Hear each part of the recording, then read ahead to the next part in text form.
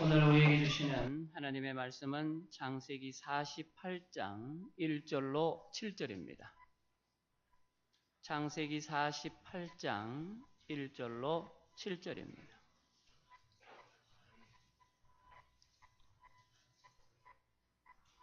구약성경 창세기 48장 1절로 7절입니다. 제가 봉독해 드리겠습니다. 이 일 후에 어떤 사람이 요셉에게 말하기를 내 아버지가 병들었다 하므로 그가 곧 두 아들 므낫세와 에브라임과 함께 이르니 어떤 사람이 야곱에게 말하되 내 아들 요셉이 내게 왔다 하매 이스라엘이 힘을 내어 침상에 앉아 요셉에게 이르되 이전에 가나안 땅 루스에서 전능하신 하나님이 내게 나타나사 복을 주시며 내게 이르시되 내가 너로 생육하고 번성하게 하여 내게서 많은 백성이 나게 하고 내가 이 땅을 내 후손에게 주어 영원한 소유가 되게 하리라 하셨느니라. 내가 애굽으로 와서 내게 이르기 전에 애굽에서 내가 낳은 두 아들 에브라임과 므낫세는 내 것이라. 르우벤과 시므온처럼 내 것이 될 것이요 이들 후에 내 소생은 내 것이 될 것이며 그들의 유산은 그들의 형의 이름으로 함께 받으리라.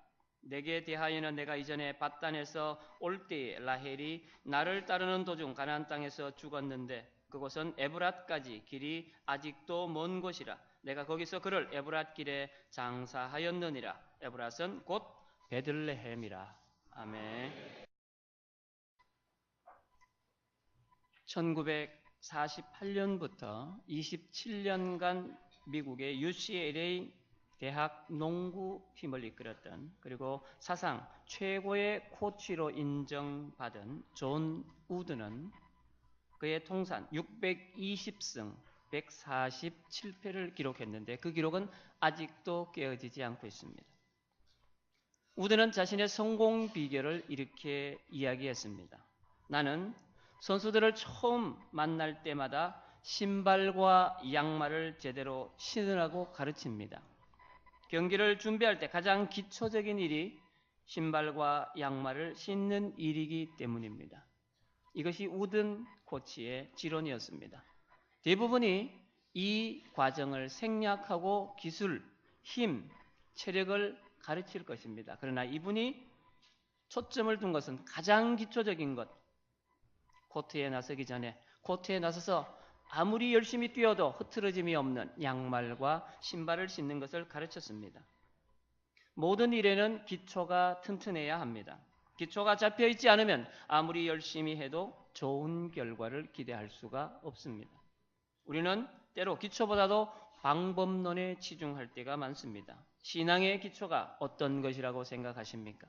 신앙의 기초는 말씀의 가르침과 주님의 뜻을 깨닫고 주님이 기뻐하시는 일을 하는 것입니다. 그것을 또한 하며 사는 것이 바로 믿음의 기초가 됩니다. 이것이 우리의 신앙과 삶의 기초가 되어야 합니다. 그렇지 않으면 우리가 주님을 바라보다가 세상을 보고 주님을 기쁘시게 하다가 자신을 나를 기쁘게 하는 것으로 돌아서며 갈대처럼 흔들릴 수밖에 없습니다. 튼튼한 기초가 우리의 믿음을 든든하게 세워줄 것입니다. 믿음은 우리가 신앙을 말할 때 가장 많이 사용되는 대표적인 단어입니다. 히브리서 믿음장 11장에 보면은 성서 속의 믿음의 조상들을 나열하고 있습니다. 그 믿음의 조상들 가운데 가장 길게 기록된 분이 바로 아브라함입니다. 창세기 12장부터 25장까지 이렇게 길게 기록되어 있습니다. 그의 아들 이삭과 야곱과 요셉에 관련된 기록이 또한 창세기 25장부터 창세기 50장까지 기록되어 있습니다. 제가 오늘 말씀을 준비하면서 우리가 이렇게 몇 대에 걸쳐서 믿음의 가문을 이어온 것, 그것도 중요하지만 그보다 중요한 것이 있음을 인지하고 그것을 한번 살펴봤습니다. 우리는 믿음을 지키며 살았다고 자부하지만 실제로 그렇지 못한 경우도 있을 것입니다. 우리는 뭔가 부족한 듯, 뭔가 모자란 듯, 하나님 보시기에 모자란 것처럼 살았지만 하나님 보시기에는 적합한 믿음의 삶을 산 그러한 경우도 있을 것입니다. 그러면 어떤 것이 올바른 믿음인지, 어떤 것이 하나님께 합당히 여겨지는 믿음인지 그것을 살펴보면서 오늘 자신의 삶을 한번 돌아보시는 시간이 되시기를 소망합니다. 올바른 믿음 첫 번째는 성도의 삶이 본향을 향하는 것입니다. 창세기 46장부터는 야곱의 가족들이 애굽으로 내려가는 이야기를 하고 있습니다. 야곱은 그의 나이 130세에 애굽으로 내려갔습니다.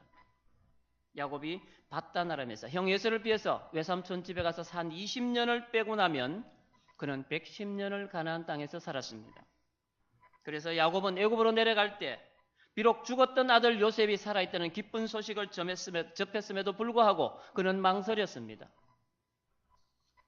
야곱의 마음속에는 절대로 약속의 땅 가나안을 떠나서는 안 되는 것이 하나님에 대한 믿음이었습니다. 그렇게 야곱은 끝까지 망설였습니다. 애굽 땅에 도착하여 그의 삶이, 새로운 삶이 시작되고 그의 자녀들이 정착해서 기반을 잡았습니다. 창세기 47장 27절은 이스라엘 족속이 애굽 고센 땅에 거주하며 거기서 생업을 얻어 생육하고 번성하였더라, 이렇게 기록합니다. 여러분, 생육하고 번성하라, 이 말이 성경 가운데서 그렇게 많이 등장하지는 않습니다. 하나님께서 에덴 동산을 창조하시고 그곳에 아담과 하와를 지으시고 그들에게 축복하시면서 너희가 생육하고 번성하라, 땅에 충만하라, 이것을 정복하고 다스리라, 그렇게 축복하셨습니다. 노아의 홍수 이후에 노아의 가족이 방주에서 나와서 번제를 드리고 났을 때 하나님께서 그들에게 또한 나타나셨습니다. 너희가 생육하고 번성하라. 야곱이 또한 하나님으로부터 그러한 축복을 받았습니다. 야곱은 노년에 이러한 행복한 삶을 누리며 살아갑니다. 그가 애굽 땅에서 17년을 거주하며 147세가 되어 죽을 날이 가까이 왔을 때에 그가 요셉을 불러 부탁하며 정중하게 명령합니다. 너는 내 손을 내 허벅지 아래에 넣고 인애와 성실함으로 내게 행하여 애굽에 나를 장사하지 아니하도록 하라. 내가 조상들과 함께 눕거든 너는 나를 애굽에서 메어다가 조상의 묘지에 장사하라. 이렇게 야곱이 요셉에게 유언합니다. 사랑하는 성도 여러분, 야곱의 조상의 묘지가 어디에 있습니까? 야곱의 조상의 묘지는 가나안 땅 헤브론의 막벨라 굴입니다. 야곱에게 조상은 아버지 이삭과 할아버지 아브라함입니다. 그들은 하나님의 약속의 땅 가나안에 묻혔습니다. 아브라함은 사라가 127세로 죽었을 때 시세보다 비싼 가격으로 그곳에서 막벨라 굴을 사서 아내 사라를 거기다 장사 지냈습니다. 아브라함은 자신의 땅에 한 뼘도 없는 그 가나안 땅에서 하나님의 약속을 믿고 거기에 돈을 투자해서 약속의 땅에 깃대를 꽂았습니다. 그것이 바로 막벨라 굴입니다. 거기에 사라가 들어갔습니다. 아브라함 자신이 들어갔습니다. 이삭이 들어갔습니다. 리브가가 들어갔습니다. 그리고 야곱의 처 레아가 거기에 들어갔습니다. 야곱은 자신을 거기다가 장사 지내달라고 말하고 있습니다. 막벨라굴은 한 가족을, 한 가문을 장사 지낸 곳이 아니라 한 민족을 장사 지낸 곳입니다. 약속받은 아브라함은 막벨라굴만을 얻을 수 있었습니다. 그러나 야곱의 후손들에게는 가나안의 모든 땅을 주시겠다고 약속하신 겁니다. 그것을 주실 것을 믿었기 때문에 그들이 그렇게 시행한 것입니다. 이러한 이유로 야곱은 비록 요셉을 따라 애굽으로 내려와서 부귀영화를 누리며 살았지만 가나안을 바라보았습니다. 가나안이 약속의 땅이며 본향이기 때문입니다. 여러분들의 본향은 어디십니까? 대구십니까? 아니면 경상북도입니까? 아니면 대한민국 어디입니까? 우리가 장례식 때마다 잘 부르는 찬양이 있습니다. 480장입니다. 우리 1절만 함께 안 불러보겠습니다. 화면이 있나요? 이게 미래와 소망과 관련된 주제인데 우리가 장례식 때 잘 부르니까 장례 찬송인 줄 아는데요. 아닙니다. 우리가 하나님의 나라를 찾는, 하나님의 나라를 따라가는 그런 찬양입니다.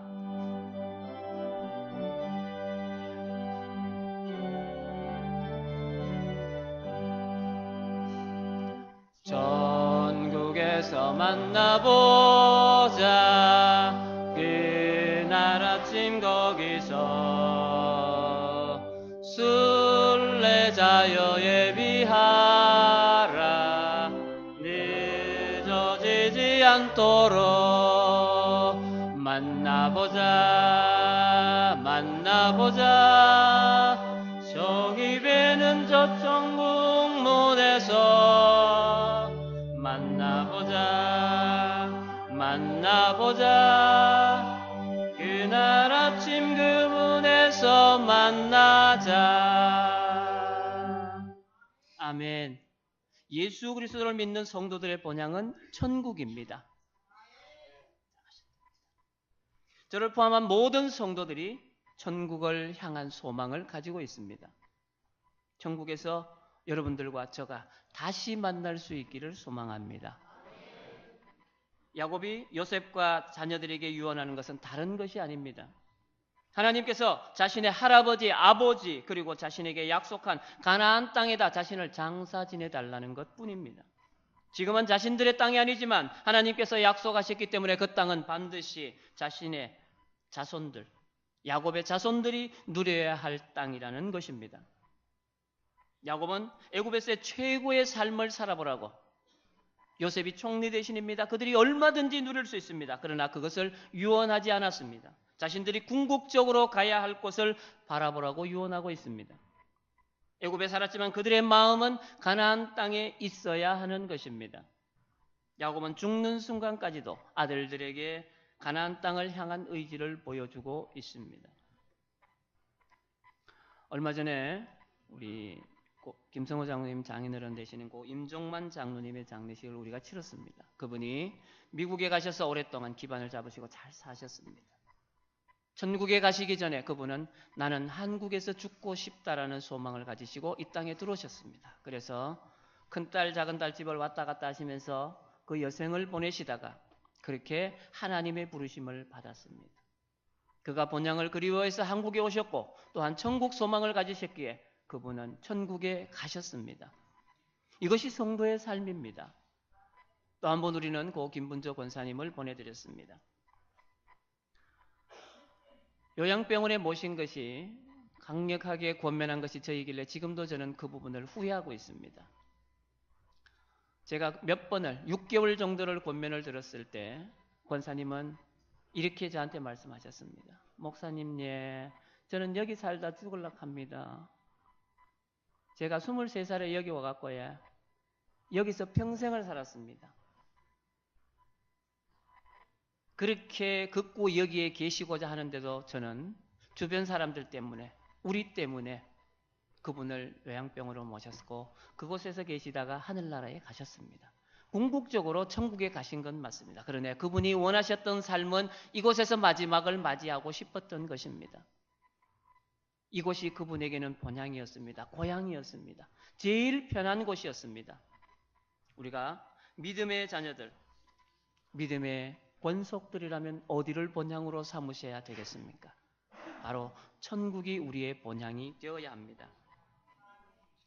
여러분, 우리들의 자녀들에게 어디를 보라고 여러분들이 권면하시겠습니까? 뭘 보라고 권면하시겠습니까? 여러분들이 바라보시는 것을 여러분들의 자녀들도 그대로 바라봅니다. 보라고 해서 보는 것이 아닙니다. 부모의 삶을 아이가 눈으로 보는 것입니다. 아이가 그냥 눈으로만 보겠습니까? 자세하게 보고 유심히 보고 매일 보고 생각합니다. 이것을 관찰이라고 말합니다. 아이가 부모의 삶을 관찰합니다. 우리 엄마는 어떻게 신앙생활하는지, 우리 엄마는 어떻게 성경을 읽는지, 우리 엄마는 어떻게 기도하는지, 우리 엄마는 어떻게 하나님께 예배하는 것을 보고 배우는 것입니다. 이것이 바로 우리의 가정교육이며 신앙교육입니다.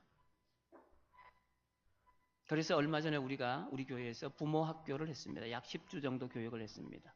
아이를 어떻게 하면은 믿음의 자녀로 양육할까? 이것이 목적인데요. 그것보다 더 궁극적인 목적은 어떻게 하면 내가 믿음의 부모가 될 수 있는가? 이것을 배우기 위한 학교였습니다. 그것을 중점적으로 10주간 신청한 네 가정과 함께 했습니다. 마지막 하면서 그 네 분께 여쭤봤습니다. 부모 학교를 마치고 나서 바뀐 게 있습니까? 있겠습니까? 없겠습니까? 없다고 다들 대답하셨습니다. 그런데요, 자신을 다시 한번 돌아보고 생각할 시간이 되었다라는 겁니다. 그것이 시작입니다. 아이 앞에서 자신을 다시 한번 본다는 것 어떻습니까? 이전과는 달라져야 한다는 것을 스스로 깨닫게 되었다는 겁니다. 우리가 어떤 것을 바라보느냐에 따라서 우리 자녀도 그것을 바라봅니다. 더 좋은 학교, 더 좋은 직장, 더 좋은 집, 더 좋은 차, 더 좋은 환경을 바라보라고 여러분들이 혹시 주문하지는 않습니까? 우리의 자녀들이 하나님을 향한 삶을 살기를 원하신다면 여러분이 먼저 하나님을 향한 삶을 사시기를 소망합니다. 올바른 믿음 두 번째는 자신의 위치를 알고 분량대로 바라는 것입니다. 믿음의 사람은 자신의 위치를 잘 압니다. 이삭이 자신의 위치를 망각한 채 에서에게 자신이 축복하겠다고 자신을 위하여 짐승을 잡고 자신을 위하여 요리를 해서 가지고 오면 자신이 그것을 먹고 마음껏 축복하겠다고 자신의 위치를 망각한 발언을 했습니다. 우리 함께 창세기 27장 1절에서 4절을 우리가 함께 하시는데요. 1절은 제가 읽고 2절, 3절, 4절은 여러분들이 저와 함께 읽는데 거기에 굵게 표시된 것이 있습니다. 거기에 강조점을 두시고 한번 읽어보시기 바랍니다. 1절을 제가 읽습니다. 이삭이 나이가 많아 눈이 어두워 잘 보지 못하더니 맏아들 에서를 불러 이르되 내 아들아 하매 그가 이르되 내가 여기 있나이다 하니 함께합니다. 이삭이 이르되 내가 이제 늙어 어느 날 죽을는지 알지 못하니 그런즉 내 기구 곧 화살통과 활을 가지고 들에 가서 나를 위하여 사냥하여 내가 즐기는 별미를 만들어 내게로 가져와서 먹게 하여 내가 죽기 전에 내 마음껏 내게 축복하게 하라. 아멘. 축복의 주인공이 누굽니까 지금? 이삭이 되어 있습니다. 하나님이 되셔야 하는데 이삭이 되고 있는 것입니다. 이것이 바로 이삭이 자신의 위치를 망각한 경우입니다. 우리가 신앙생활 하다 보면 종종 자신의 위치를, 자신을 망각하는 경우가 있습니다. 자신이 마치 하나님이 된 것처럼 다른 사람을 평가하고 정죄하는 것입니다. 우리는 모두 같은 피조물일 뿐입니다. 단지 우리가 하는 하나님께서 우리에게 주신 사명이 달라서 소명이 달라서 각자의 위치가 다를 뿐입니다. 여러분 야곱은 눈이 잘 보이지 않았지만 팔을 엇바꾸어서 에브라임과 므낫세의 머리에 손을 올렸습니다. 요셉이 질겁을 합니다. 아버지 그게 아닙니다. 반대로 하셨습니다. 야곱이 대답합니다. 나도 안다 아들아 나도 안다. 요셉이 얘기하는 것은 이렇게 축복을 해야 합니다. 야곱이 생각하는 것도 이렇게 축복해야 합니다. 그런데 하나님께서 이것을 엇갈려 차자를 장자 삼으시라고 그렇게 축복하라고 명령하신 것입니다. 육신의 눈은 어두웠지만 영적으로는 훤히 다 보고 있는 것입니다. 몸은 쇠약한데 영은 살아있는 것입니다. 이삭과 대조적으로 그렇게 행동한 것입니다. 이것이 바로 영적인 안목이며 영분별 능력입니다. 여러분 영분별이 어떤 것입니까? 두 가지를 선택해야 될 때 한 가지 사람이 좋은 것, 하나님이 좋아하시는 것 둘 중에 어떤 것이 영분별입니까? 하나님이 좋아하시는 것을 선택하는 것이 영분별입니다. 다른 것이 아닙니다. 어려운 것이 아닙니다. 내가 생각해서 내가 좋아하는 것인지 하나님이 좋아하시는 것인지를 결정할 때 그것을 하나님이 좋아하신 쪽으로 많이 선택할 때 내가 영적으로 깨어있다라고 할 수 있습니다. 요셉이 아무리 똑똑하고 현명하여 애굽을 다스릴 지혜가 있다 하더라도 영적인 분별력에 있어서는 아버지 야곱을 따라가지 못하는 것입니다. 영적인 분별력은 자신의 위치와 자신의 분량을 아는 것입니다. 여러분 부모가 자식을 축복한다면 좋은 말만 해야 되는 것이 정상입니다. 그런데 야곱의 축복을 보면 우리가 이해할 수 없는 것들이 있습니다. 이것이 축복인지 저주인지 알 수 없는 말을 르우벤, 시몬, 레위에게 했습니다. 야곱의 자식들에 대한 축복이 창세기 49장에 기록되어 있습니다. 르우벤의 축복을 보면 앞에 좋은 말을 하고는 뒤에 물의 끓음 같았은즉 너는 탁월하지 못하는 내가 아버지의 침상에 올라 더럽혔음이니라 그가 내 침상에 올랐도다. 르우벤이 장자임에도 불구하고 그 장자의 명분을 유지할 수 없다라는 것입니다. 시므온과 레위도 마찬가지입니다. 시므온과 레위는 형제요 그들의 칼은 폭력의 도구로다. 내 호나 그들의 모의에 상관하지 말지어다. 내가 그들을 야곱 중에서 나누며 이스라엘 중에서 흩으리라. 여러분, 야곱은 이 세 아들에 대한 축복을 축복이라고 보기보다는 저주라고 보는 것이 나을 것입니다. 아버지가 자식에게 어떻게 이런 저주를 퍼부을 수 있습니까? 그러나 성경을 찬찬히 여러분들이 읽어보시면 이 말을 한 원인을 알 수 있습니다. 자신의 정욕을 주체하지 못하고 절제하지 못하여 아버지의 여자를 범했으므로 장자의 명분은 르우벤의 것이 되지 못한다는 것입니다. 야곱이 이런 르우벤의 성격을 고친다면 앞에서 말한 축복들이 네가 받아 누릴 수 있다는 것입니다. 시몬과 레위 역시 마찬가지입니다. 여러분, 자녀들에게 어떻게 하시겠습니까? 공부를 정말로 하지 않는, 학교 갔다 오면 책을 한 자도 보지 않는 아이에게 너는 잘 될 거야, 너는 대성할 거야, 너는 훌륭한 대학에 갈 거야 라고 축복하는 부모가 있습니까? 그런 부모가 계시다면 어리석은 부모입니다. 그 아이가 좋은 대학에, 명문 대학에 가기 위해서는 중간에 거쳐야 하는 과정이 있습니다. 바로 너는 학교에 갔다 와서 예습과 복습을 철저히 해야 되고 열심히 공부를 한다면 너는 분명하게 저기에 갈 것이다. 저 훌륭한 대학에 갈 것이다. 이것이 축복입니다. 야곱이 지금 르우벤과 시몬과 레위에게 하는 축복이 바로 이러한 축복입니다. 우리 귀에, 우리 생각에 저주로 들릴지 모르지만 그것은 분명하게 하나님의 축복을 받아 누릴 수 있는 방법을 그들에게 주고 있는 것입니다. 야곱은 영적으로 분명하게 분별되어 있고 영적으로 깨어있는 자입니다. 자식이 아무리 잘못한들 그에게 저주를 퍼부을 사람은 아닙니다. 저도 역시 성도님들과 상담을 한 번씩 할 때가 있습니다. 좋은 말만 해주면 좋겠는데요. 자신을 정확하게 돌아볼 수 있도록 권면합니다. 자신의 잘못된 부분을 자꾸 지적해 줍니다. 상대방은 좋은 말만 듣기 위해서, 위로의 말만 듣기 위해서 찾아왔는데 자신을 지적하니 기분 나빠서 그냥 돌아가시는 분도 있고 그것을 받아들이시는 분도 있습니다. 어떤 분이 자신이 원하는 목적을 이루겠습니까? 자신이 어디에 서 있는가, 어떤 위치에 서 있는가를 정확하게 분별하면 그 해답을 찾을 수 있습니다. 르우벤과 시몬과 레위가 자신들이 잘못한 것, 자신들이 어긋나 있는 것이 어떤 것인지를 알고 그것을 고친다면 반드시 축복을 받을 것이라고 야곱이 하고 있는 것입니다. 여러분들 아이들을 데리고 마트나 놀이공원을 갑니다. 나도 정신이 팔려있고 아이도 정신이 팔려있어서 둘이 이별을 했습니다. 우리말로 아이가 엄마를 잃어버린 겁니다. 엄마가 아이를 잃어버린 겁니다. 둘이 울면서 아이는 엄마 찾아서 울면서 찾아다닙니다. 엄마는 그 아이를 찾아서 울면서 찾아다닙니다. 이름을 부르면서. 하루 종일 다녀도 못 찾습니다. 가장 빠르게 찾는 방법, 아이는 그 자리에 섭니다. 그리고 큰 소리로 웁니다. 엄마를 불러가면서. 엄마 불러서 안 되면 엄마 이름 불러가면서 웁니다. 그러면요, 모든 사람이 집중합니다.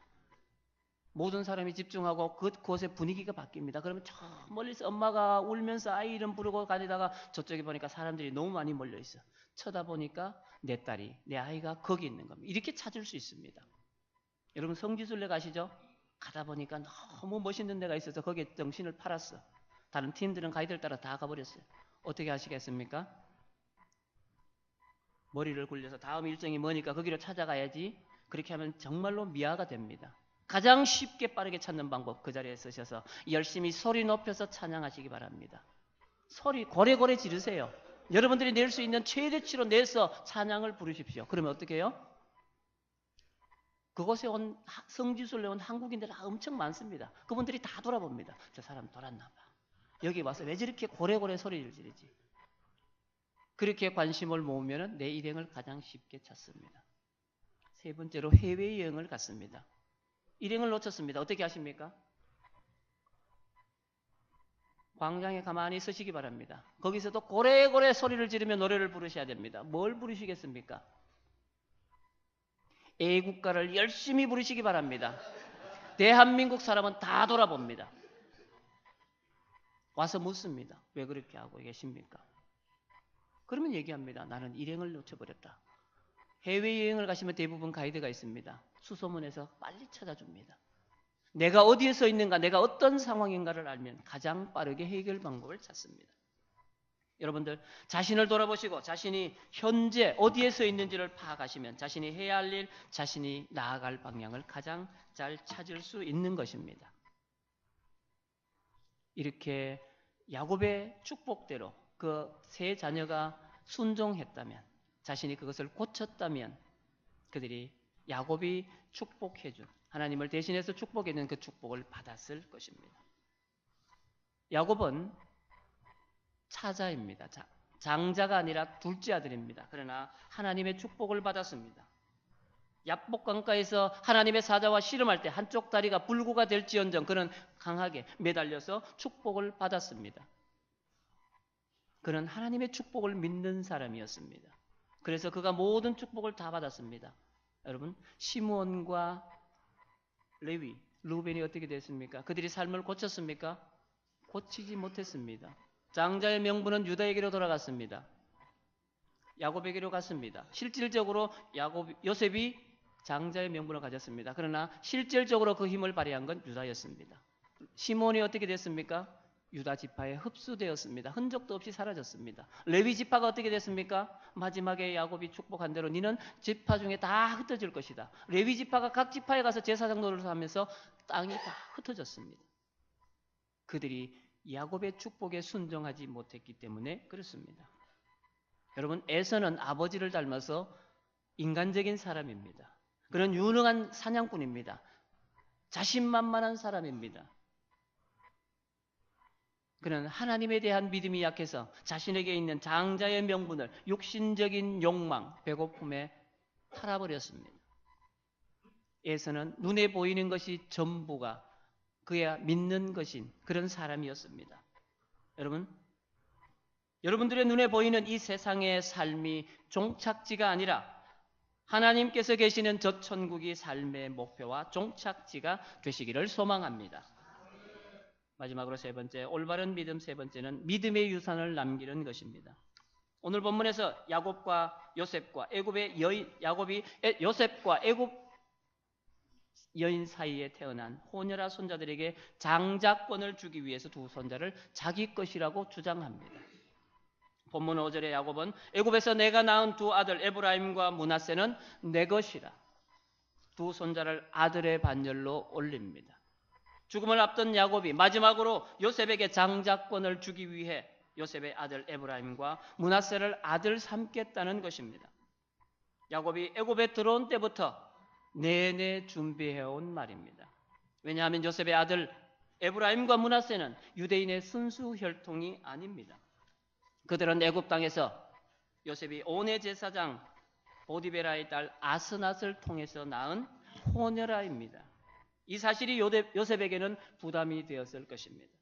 야곱이 살아있고 자신이 애굽 총리로 있는 한은 별 문제가 없겠지만 야곱이 죽고 자신 또한 죽고 나면 호녀라인 에브라임과 므낫세는 가나안 혈통, 유대인 혈통의 자녀들 틈에서 설 곳을 잃을 수도 있기 때문입니다. 야곱은 분명하게 분별력이 있는 자입니다. 나이가 들어서 해야 할 일들 중에 하나는 바로 믿음의 유산을 남기는 것입니다. 주변 정리를 잘해야 합니다. 우리가 살고 있는 이 세대를 잘 정리해 놓지 않으면 후대에 다툼이 일어납니다. 그리스도인이라면 언제든 천국에 갈 준비를 해 두어야 합니다. 천국을 사모한다고 하면서도 왜 미리 준비를 해두지 않습니까? 나는 집에 가진 게 없어요. 적은 돈, 적은 것이라도 여러분들 분명하게 유서를 써서 유언으로 남겨두셔야 합니다. 빚이 있다면 빚을 유언으로 남겨주셔야 되고, 정확하게 해결하시지 않으면 여러분들이 하늘나라라고 가시고 나면 여러분들의 자녀들에게서 분명하게 다툼이 일어납니다. 평소에 이 모든 것들을 잘 해놓는 게 좋습니다. 영정사진을 준비해 놓지 않아서 장례식에 가면 어떻습니까? 30년 전, 40년 전 사진을 걸어놓는 경우도 있습니다. 조문을 왔는데 누군지 모릅니다. 왜요? 준비해 놓지 않아서. 믿음의 사람들은 천국에 가기 전에 자기 주변을 잘 정리했습니다. 아브라함이 그랬고 야곱이 그랬습니다. 아브라함은 하나님께서 이삭을 선택하셨으므로 이스마엘을 그에게서 멀리 보내버렸습니다. 사라가 죽은 후에 맞아들인 그두라에게서 자녀를 많이 낳았습니다. 여러분, 사라에게서 몇 명을 낳았습니까? 아들 이삭 하나 낳았습니다. 하갈에게서 이스마엘 하나를 낳았습니다. 그런데 사라가 죽고 나서 그두라라는 여인에게서 9명이나 낳았다고 성경이 기록합니다. 여러분, 아브라함이 그냥 죽고 나면 문제가 생기겠습니까? 안 생기겠습니까? 아브라함은 거부였습니다. 분명하게 문제가 생깁니다. 그래서 아브라함은 그 자식들 모두 재산을 분배해서 그들을 동방으로 떠나서 이삭만 홀로 구별될 수 있도록 그렇게 처리했습니다. 그렇게 아브라함의 사후에 아무런 문제도 일어나지 않았습니다. 우리가 살면서 진짜 중요한 것은 나의 마지막에 하나님에 대해서 이야기할 것이 있느냐라는 것입니다. 여러분들이 임종을 앞두고 자녀들이 쭉 들어섰습니다. 어떤 말씀을 하시겠습니까? 그리고 임종을 맞이한 여러분들의 장례식에 오셔서 주변인 지인들이 어떤 말씀을 하시기를 원하십니까? 거기에 세상적인 평가만 있다면 얼마나 슬픈 일이 되겠습니까? 저분은 참 신실한 분이었어. 믿음이 좋으신 분이었어. 남을 잘 돌아보는 분이었어. 이런 평가가 있어야 되지 않겠습니까? 세상의 눈으로 보면 야곱의 죽음은 단지 자식을 잘 둬서 호의호식하다가 죽은 히브리 노인의 죽음에 불과합니다. 그런데 하나님의 눈으로 보면 야곱의 죽음은 아브라함과 이삭의 뒤를 이어서 완전한 선택의 역사를 이루는 믿음의 조상이 주님의 품으로 돌아가는 사건입니다. 우리가 지칭하기를 아브라함을 믿음의 사람, 이삭을 순종의 사람, 야곱을 축복의 사람이라고 합니다. 아브라함은 그의 믿음을 그의 자식들뿐 아니라 오늘까지도 우리들에게 믿음의 표본으로 유산으로 물려주고 있습니다. 아브라함은 이삭에게 믿음을 유산으로 남겨줬지만 이삭은 아버지 아브라함으로부터 받은 그 믿음에 의해서 100% 순종하는 삶을 살았습니다. 그러나 그는 에서와 야곱에게 눈에 보이는 것을, 육신을 중요시하는 것을 유산으로 물려주었습니다. 이것은 결코 선한 유산이 아닙니다. 에서는 그대로 살았고 야곱은 눈에 보이는 것이 전부가 아니라 눈에 보이지 않는 하나님의 임재를 믿었고 경험하게 되면서 그 믿음의 계보를 이어간 것입니다. 사랑하는 성도 여러분, 눈에 보이는 것이 전부가 아니라 눈에 보이지 않는 것을 믿을 수 있을 때 우리는 진정한 믿음이라고 할 수 있습니다. 히브리서 11장 1절과 2절에 있는 말씀, 믿음은 바라는 것들의 실상이요 보이지 않는 것들의 증거니 선진들이 이로써 증거를 얻었느니라. 눈에 보이지 않는 것을 믿음으로 그 증거를 얻은 분들이 많습니다. 성경 가운데 있습니다. 우리의 부모님들, 우리의 할아버지 할머니들이 그렇게 가셨습니다. 어디를 가셨습니까? 천국을 가셨습니다. 우리와 함께 신앙생활을 하던 여러분들의 옆에 계신 분들, 노 권사님들, 여러분들의 부모님들이 천국으로 가셨습니다. 여러분들은 어디로 가시겠습니까? 여러분들의 부모님이 가신 그곳으로 여러분들은 가셔야 합니다. 여러분들 자녀 역시 그곳으로, 여러분들이 가시는 그곳으로 가셔야 합니다. 그렇다면 자녀들에게 다른 세상적인 것, 그것을 물려주지 마시고 믿음을 유산으로 물려주시기를 소망합니다. 기도하겠습니다. 여호와는 내게 복을 주시고 너를 지키시기를 원하며 여호와는 그의 얼굴을 내게 비추사 은혜 베푸시기를 원하며 여호와는 그 얼굴을 내게로 향하여 드사 평강 주시기를 원하노라. 우리를 창조하시고 우리를 사랑하셔서 세상을 저희들에게 선물로 주신 긍휼의 하나님 감사합니다. 아브라함은 이삭에게, 야곱에게, 요셉과 그의 형제들에게 믿음을 유산으로 물려주었습니다.